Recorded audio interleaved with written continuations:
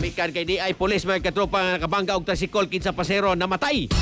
Ipasaka ang kaso atong sayran pinagi sa report ni katropa ang Benji Talisik.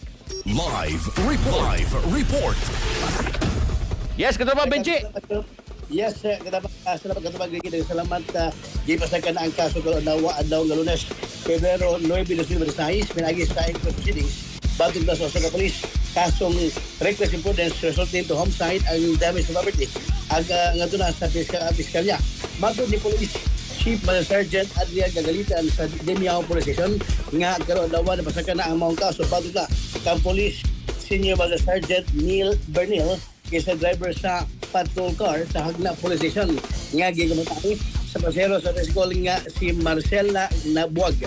So si Danos nga tagalungsod sa Dimiao. Kaya naman nga hitabo ang insidente sa adlaw Domingo kaysa kinibiktima ang pasero sa Osaka tricycle samtang ang patrol sa Hagna Police Station nga gimaneho ni Bernil gikan sa Tubilaran City Bohol kinsa pa noon pagini mopauli sa Hagna sa lungsod sa Hagna apan pagabot na sa lungsod sa Dimiao nabanggaan sa mobile patrol ang tricycle nga gigawatay sa maong senior citizen.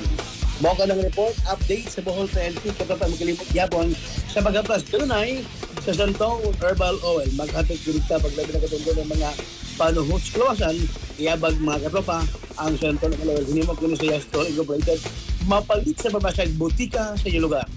Alas na kayo sa Pilipino para sa Pilipino si katropa. Digital X News. Live report.